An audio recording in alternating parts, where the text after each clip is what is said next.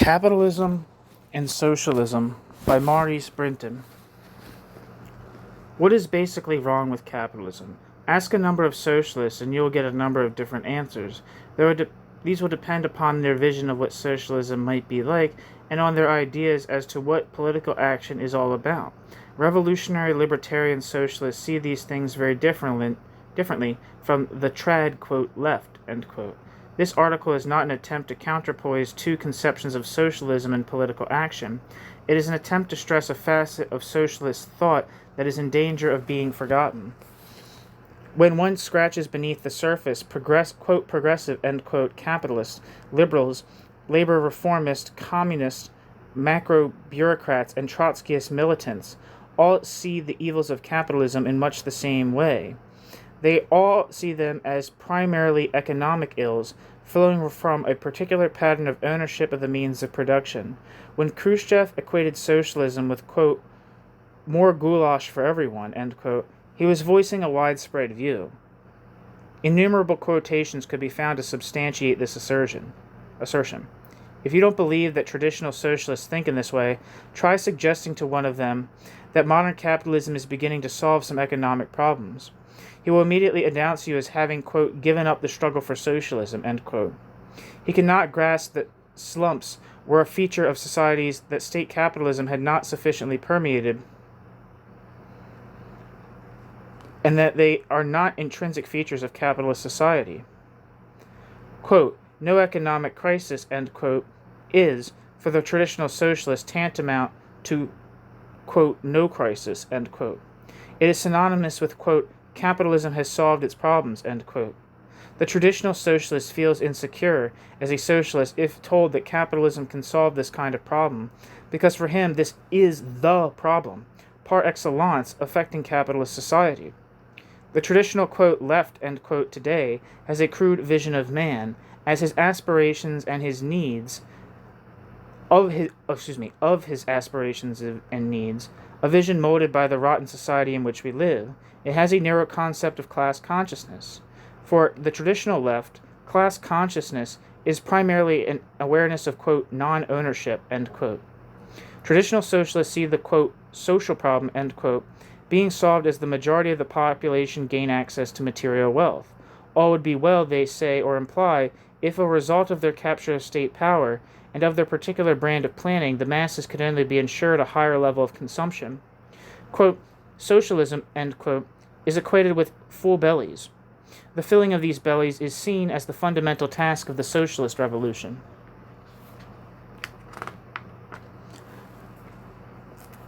Intimately related to this concept of man as essentially a producing and consuming machine is the whole traditional left critique of laissez-faire capitalism. Many on the, quote, left continue to think we live under this kind of capitalism and continue to criticize it because it is inefficient in the domain of production. The whole of John Strachey's writings prior to World War II were dominated by these conceptions. Strachey's Why You Should Be a Socialist sold nearly 1 million copies, and yet the ideas of freedom and self-management do not appear in it as part of the socialist objective. Many of the leaders of today's, quote, left, end quote, graduated at his school, including the so-called revolutionaries. Even the usual vision of communism, quote, from each according to his ability to each according to his needs, end quote, usually relates in the minds of, quote, Marxists, end quote, to the division of the cake and not at all to the relations of man with man and between man and his environment. For the traditional socialists, quote, raising the standard of living, end quote, is the main purpose of social change. Capitalism allegedly cannot any longer develop production. Anyone ever caught in a traffic jam or in a working-class shopping area on a Saturday afternoon will find this a strange proposition. It seems to be of secondary importance to this kind of socialist that under modern capitalism, people are brutalized at work, manipulated in consumption, and at leisure, their intellectual capacity stunted or their taste corrupted by commercial culture. One may be, quote, soft, end quote, it is implied, if one considers the systematic destruction of human beings to be worth a big song and dance. Those who talk of socialist objectives as being freedom in production, as well as out of production, are dismissed as, quote, utopians, end quote. Were it not were it not that misrepresentation is now an established way of life on the quote left, end quote, it would seem unnecessary to stress that as long as millions of the world's population have insufficient food and clothing, the satisfaction of basic material needs must be an essential part of the socialist program, and in fact of any social program whatsoever which does not extol the virtues of poverty. The point is that by concentrating entirely on this aspect of the critique of capitalism, the propaganda of the traditional quote left, end quote, deprives itself of one of the most telling weapons of socialist criticism, namely an exposure of what capitalism does to people, particularly in countries where basic needs have by and large been met. Whenever and whether Guevarist or Maoist friends like it or not, it is these countries where there is a proletariat that the socialist future of mankind will be decided. This particular emphasis in the propaganda of the traditional organizations is not accidental. When they talk of increasing production in order to increase consumption, reformists and bureaucrats of one kind or another feel on fairly safe ground. Despite the nonsense talked by many, quote, Marxists, end quote, about, quote, stagnation of the productive forces, end quote, bureaucratic capitalism of both the Eastern and Western types can develop the means of production, has done so and is still doing so on a gigantic scale. It can provide and historically has provided a gradual increase in the standard of living at the cost of intensified exploitation during the workday. It can provide a fairly steady level of employment. So can a well-run prison. But on the ground of the subjection of man to institutions which are not of his choice, the socialist critiques of capitalism and bureaucratic society retain all their validity. In fact, their validity increases as modern society simultaneously solves the problem of mass poverty and becomes increasingly bureaucratic and totalitarian. It will probably be objected that some offbeat trends in the, quote, Marxist, end quote, movement do indulge in this wider kind of critique, and in a sense, this is true.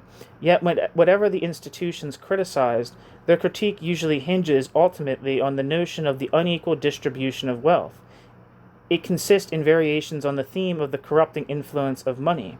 When they talk, for instance, of the sexual problem or of the family, they talk of the economic barriers to sexual emancipation, of hunger pushing women to prostitution, of the poor young girl sold to the wealthy man, of the domestic tragedies resulting from poverty.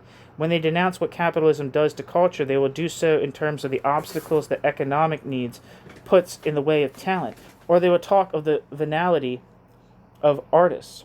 All this is undoubtedly of great importance, but it is only the surface of the problem. Those socialists who can only speak in these terms see man in much less than his full stature. They see him as the bourgeoisie does, as a consumer of food, of wealth, of culture, etc. The essential, however, for man is to fulfill himself. Socialism must give man an opportunity to create, not only in the economic field, but in all fields of human endeavor. Let the cynics smile and pretend that all this is petty bourgeois utopianism. Quote, the problem, end quote, Marx said, quote, is to organize the world in such a manner that man experiences in it the truly human, becomes accustomed to experience himself as a man, to assert his true individuality, end quote.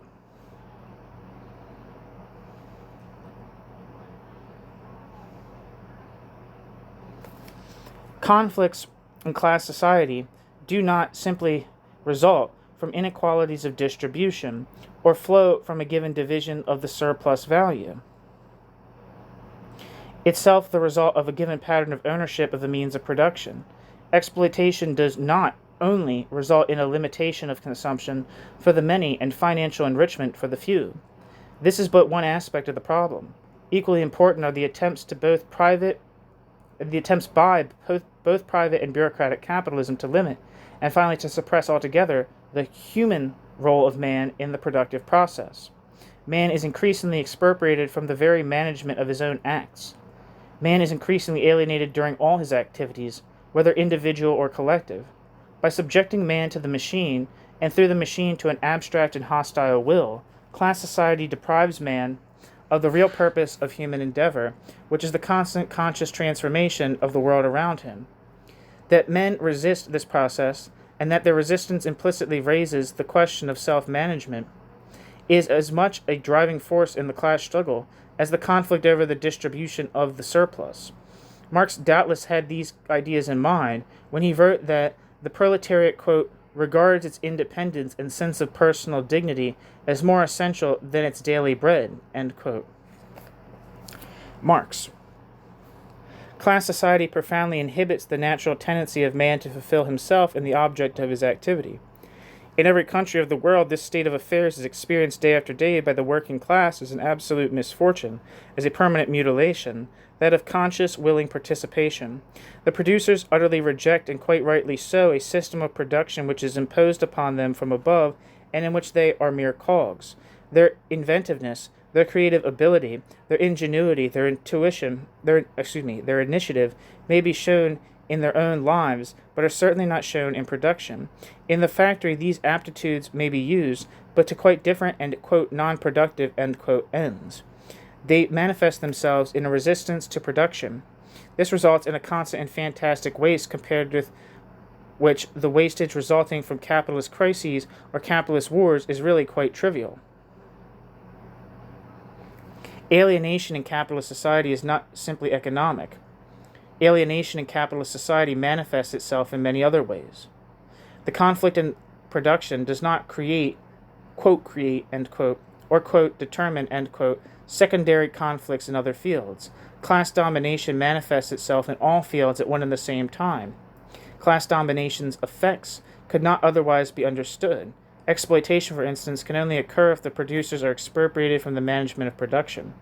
But this presupposes that producers are partly expropriated at least from the capacities of management. In other words, from culture. And this cultural expropriation in turn reinforces those in command of the productive machine. Similarly, a society in which relations between people are based on domination will maintain authoritarian attitudes in relation to sex and to education, attitudes creating deep inhibitions, frustrations, and much unhappiness. The conflicts engendered by class society take place in every one of us. A social structure containing deep antagonisms reproduces these antagonisms in variable degrees in each of the individuals comprising it.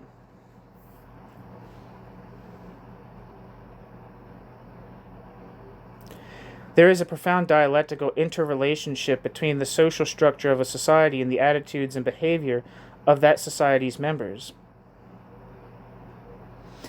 Quote, the dominant ideas of each epoch are the ideas of its ruling class, end quote, whatever modern sociologists may think.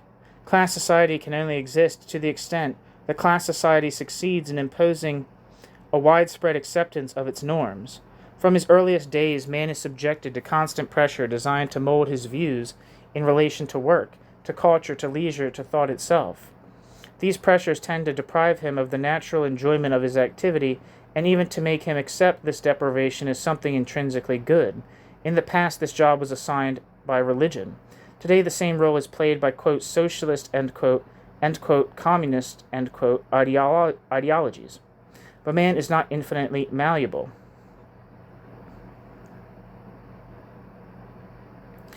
This is why the bureaucratic project will come unstuck. Its objectives are in conflict with fundamental human aspirations. We mention all this only to underline the essential identity of relations of domination, whether they manifest themselves in the capitalist factory, in the patriarchal family, in the authoritarian upbringing of children, or in, quote, aristocratic, end quote, cultural traditions. We also mention these facts to show that the socialist revolution will have to take all these fields within its compass, and immediately, not in some far distant future. The revolution must of course start with the overthrow of the exploiting class and with the institutions of workers' management of production.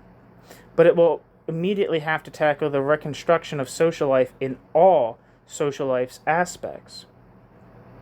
If the revolution does not tackle the reconstruction of social life in all its aspects, the